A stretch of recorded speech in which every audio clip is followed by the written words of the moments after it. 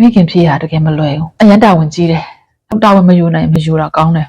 ယောက်ျားနှိပ်စက်လို့ငွေကြီးခက်ခဲလို့ဘာညာအဲ့လိုမျိုးကြုံတွေ့နေရတဲ့အမျိုးသမီးဆိုဘယ်လောက်တော့ခက်ခဲပြင်ပန်းလိုက်မလဲတွေးကြည့်လေနော်အားလုံးပဲမင်္ဂလာပါဒီနေ့ကတော့အိမ်အောင်ကြပြီးတော့တဲ့အမျိုးသမီးတိုင်းလို့ကပေါ့နော်ယောက်ျားမယူနဲ့ယောက်ျားယူတာမကောင်းဘူးယောက်ျားစောစစ်စစ်မယူနဲ့လို့ဘာလို့အမြဲတမ်းပြောလို့ရှိရလဲဆိုတာကိုဘာကြောင့်အဲ့လိုပြောရတယ်ဆိုတာကိုပြောပြပေးမှဖြစ်ပါတယ်ဒီညီမငယ်လေးတွေအတွက်ပေါ့နော်အိမ်အောင်ကြကလေးယူပြီးတဲ့ချိန်မှာဖြစ်ပေါ်တဲ့ဒီမိခင်တွေခံစားချက်ကလေအရှမ်းကိုတာဝန်ကြီးပြီးတော့မှအပူအယမ်းများပါတယ်ဒီကိုဝန်ဆောင်ချိန်မှာလည်းဝေဒနာအများကြီးရှိတယ်အဲ့ဒါတွေကထားလိုက်အောင်ရှာသေးတယ်ပေါ့နော်ခံနိုင်ရှိသေးတယ်အဲ့ဒီကလေးမွေးပြီးတဲ့အချိန်မှာဖြစ်ပေါ်လာတဲ့အပူပြောချင်တာဒီနေ့အကြီးကလေ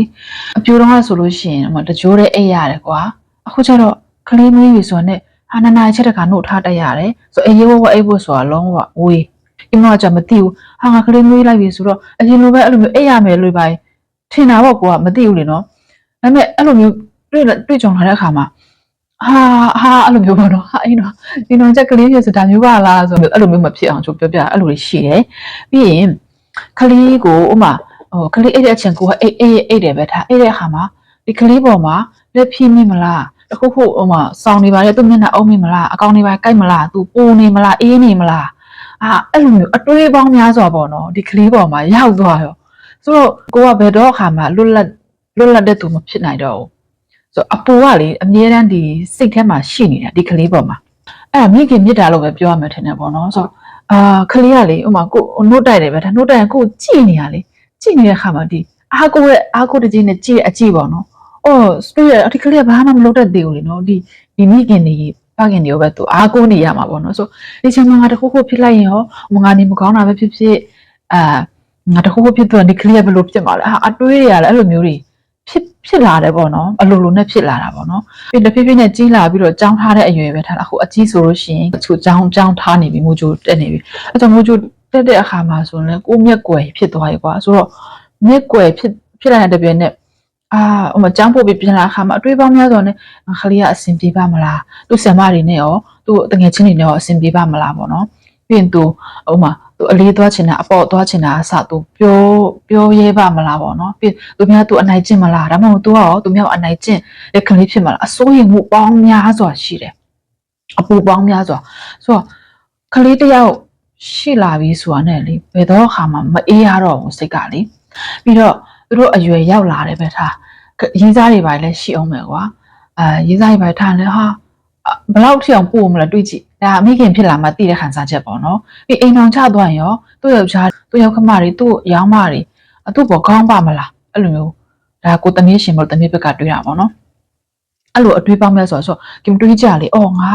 တစ်လုံးပို့ပင်ရတော့မှာဘာဖြစ်လို့လဲဆိုတော့မိခင်ဖြစ်နေတော့လေနော်မိခင်ဖြစ်လာလို့ဒီအရာတွေကတစ်လုံးကိုမသိမချင်းဖြစ်လာမဲ့ခံစားချက်ဆိုတော့ကိုမိခင်ဖြစ်မှနားလဲတာကိုမိဘဆိုလဲအဲ့လိုမျိုးပဲဖြစ်ခဲ့မှာပဲကင်မပေါ့နော်အင်ဂျင်နီယာနဲ့ပွဲရပြီးတော့မှအင်ဂျင်နီယာနဲ့ပဲအလုပ်လုပ်ခဲ့ဖို့တယ်ပေါ့နော်အစုံပဲအင်ဂျင်နီယာမဟုတ်တဲ့ field ထဲမှာလည်းကင်လုပ်ခဲ့ဖို့တယ်ဒါပေမဲ့ pressure တွေတော့ရှိတာပေါ့နော် pressure ပေါင်းစုံဒါမဲ့လေအခုဒီအိမ်အောင်ကြပြီးကလေးရဲ့တာဝန်ကလေးယူပြီးတော့မှကလေးရဲ့တာဝန်နဲ့တခြားစီပဲဘာမှကိုမဆိုင်တာဒီအပူကလေဘယ်ရာနဲ့မှမတူဘူးเนาะချစ်ရလို့နဲ့အပူပေါ့เนาะအဲ့လိုမျိုးတော့ထင်တယ်ကလေးတယောက်ကိုလေပြုစုရတကယ်ကိုမလွယ်တာအကျန်းကိုတာဝန်ကြီးတယ်အစားတောက်နဲ့ပတ်သက်ပြီးပြောမယ်ဆိုရင်အစားဆိုလို့ရှိရင်အခုဒီ US မှာဆိုအစားတောက်ကပေါ်တယ်ကွာဒီ chip တို့အာလူးကြော်တို့ဥမာ juice တွေအများကြီးပဲအဲ့ဒါတွေကလေကျွေးလိုက်လို့ရှင်လွယ်တယ်လေဟုတ်တယ်မလားကျွေးရတာဝယ်ပေးရတာပိုးလွယ်တယ်ခက်တာထိမ့်ချုပ်ရတာရန်ခက်တယ်သမီးတာမကောင်းဘူးကျမတို့မကောင်းဘူးအဲ့တော့ limit နဲ့စားဥမာTV ကြည့်တာအစဖုန်းသုံးတာအစပေါ့နော်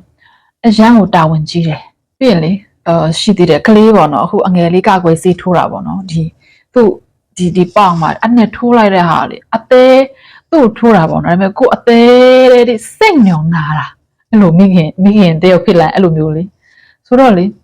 ချင်းကြိုက်တာအစလေကိုစိတ်ကြိုက်တာအစမခံနိုင်ဘူးအားကြောင့်လေအရန်မိခင်မြစ်တာအရန်ကြီးမားတယ်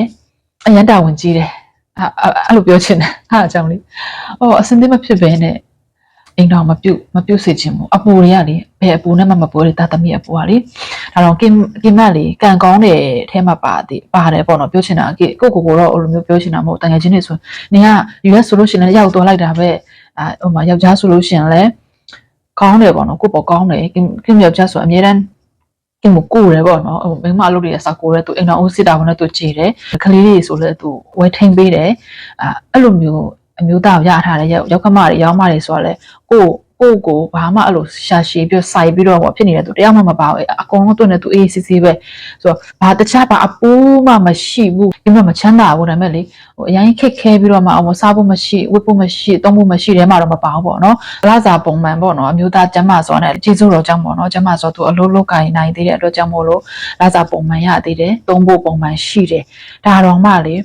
အဲ့ဒီအပူတွေတခုမှဒီမထမ်းရတာတော့မှပေါ့နော်ဒီကလေးအပူနဲ့တင်လို့ကလေအရန်ကိုပင်ပန်းတယ်အဲ့လိုချစ်ရတဲ့အပူပေါ့နော်အဲ့ဒါလေးကရန်ပင်ပန်းပြီးတော့တာဝန်ကြီးတယ်လို့ပြောချင်တာအဲ့ဒါကြောင့်လေစောကလေးယူစောအိမ်တော်ကြပြီးကလေးယူမညီမတွေရောလေကိုအိမ်မှာကိုလွတ်လပ်ကလေးလို့ပြီးတော့ပျော်လိုက်ကြအောင်ဘာဖြစ်လို့လဲဆိုတော့လေအိမ်တော်ကြပြီးဆိုတပြိုင်နဲ့ထမ်းဆောင်ရမယ့်တာဝန်တွေအပူတွေကတက်လုံးကိုမသိမချင်းတာတွေပါလာတော့မှာယောက်ျားမယူနဲ့လို့တော့ကင်မတိုက်တွန်းချင်ဘူးပေါ့ဆိုတော့လူတယောက်ဖြစ်လာတဲ့အခါမှာဒါလှုပ်တင်လှုပ်ထက်တဲ့အရာတစ်ခုပေါ့နော်ဒါပေမဲ့အဲ့စောအိမ်တော်ကြကလေးမယူစေချင်လားဒီညီမငယ်တွေကိုဒီအပူတွေကိုစောမထမ်းစေချင်ဘူးပေါ့နော်ကင်မအခုလိုပြောနေလို့ပေါ့နော်ယောက်ျားယူတာဒီအိမ်ထောင်ကြတာကိုနောင်တရလို့စိတ်ကုံလို့ငင်းငွေလို့ပြောနေတာလုံးဝမဟုတ်ဘူးနော်အိမ်တော်ကြားလိုက်တဲ့တပြည့်နဲ့လုံးဝပြောင်းလဲသွားတာယောက်ျားလေးတွေကဘာမှအရာထွေထူးမပြောင်းလဲသွားပြီမဲ့အမျိုးသမီးတွေကလုံးဝပြောင်းလဲရတာဆိုတော့ဟိုစိတ်ကအစင်းသင်းမဖြစ်နေဘူးဆိုရင်အရန်ကိုဒုက္ခရောက်တယ်စေးပဲအိမ်တော်ကြတာများအဲ့လိုမျိုးတွေးနေမှာဆိုလို့လေဒီလိုတွေအခက်ခဲတွေဒီလိုတွေရှိတယ်ဆိုတာလေဒါတော့တခြားအပူတွေမပါသေးဘူးเนาะဒီကလေးကိုချေရတဲ့အပူတစ်ခုကိုပဲဒီမှာ focus လုပ်ပြီးတော့မှပြောတာဒီအပူနဲ့တင်တက်လုံးထမ်းသွားရမှာတခြားယောက်ျားနှိပ်စက်လို့ငွေကြီးခက်ခဲလို့ဘာညာအဲ့လိုမျိုးကြုံတွေ့နေရတဲ့အမျိုးသမီးဆိုဘယ်လောက်တော့ခက်ခဲပြင်ပန်းလိုက်မလဲတွေးကြည့်လေเนาะအဲ့ဒါကြောင့်ဒီမှာစေတနာနဲ့သိစေချင်တာပေါ့เนาะညီမငယ်တွေကိုဒါပေမဲ့တချို့မိခင်ပေါ့နော်အေးစေးအေးလို့နေတတ်တယ်ပြက်နေပေါ့နော်ဘာမှလည်းသိမခံစားဘူးခလေးပါဖြစ်အဲ့လိုမျိုးတွေးတဲ့မိခင်တွေရှိရင်တော့တမျိုးပေါ့နော်ဒါပေမဲ့အဲ့ဒါကရှားမှာဘာလို့ဆိုမိခင်တယောက်ဖြစ်နေလို့မိခင်ဖြစ်လာပြီဆိုရင်ဒီစိတ်ကတွဲပါလာမယ်လို့ခင်မတို့ယုံကြည်တယ်ဒါပေမဲ့အဲ့လိုနေတယ်ဆိုတော့ဒါအရန်အနေများသွားရင်နော်ဘာဖြစ်လို့လဲဆိုတော့ကိုယ်ခလေးကအရန်တနာဖို့ကောင်းပါကင်ကလေးဆိုလေကင်ကိုကြည့်နေနှုတ်တိုင်လေအဲ့လိုကြည့်နေကိုယ့်ရဲ့မျက်လုံးနဲ့ကြည့်ရပါတော့။အော်ကြည့်ရသူဘာမှမလုပ်တတ်သေးဘူးလေ။သူဘာမှမလုပ်တတ်သေးဘူးဆိုတော့အမေမရှိရင်သူဘာလုပ်မှာလဲ။ဘိုက်စာပြီးငိုနေရုံမရှိရလေ။တွေ့ကြည့်အရန်တနာဖို့ကောင်းတယ်။အားကြောင့်လေလမ်းမေးမှာအဲ့လိုပြစ်ထားခံရတဲ့ကလေးတွေဆိုရင်လေခါကျရင်အရန်တွေ့ပြီးတနာတယ်။ဘဝအမျိုးမျိုးဆိုတော့မဝေဖန်ခြင်းဘူး။ဒါပေမဲ့ကလေးတွေအရန်တနာတယ်။အခုတော့မှလေကိုကကြိုးစားပြီးတော့ကလေးတွေပေါ့တာဝန်ကြည့်အောင်လေလို့နေတာတော့မှလေအရန်တနာတဲ့ကလေးတွေကိုလေသူဘာမှမလုပ်တတ်ဘူးကိုမရှိရင်သူတို့ကဘိုက်စာပြီးတော့ငိုပြီးတော့ပြီးသွားတယ်လေပေါ်ပြစိတ်နဲ့နေမယ်ဆိုရင်လည်းကလေးမယူတာအကောင်းဆုံးပဲဘာဖြစ်လို့လဲဆိုကလေးတွေအရန်တနာဖို့ကောင်းတယ်သူကကိုကလုပ်ပြီးမှရတာလေနော်ဆိုတော့ကိုကဒီ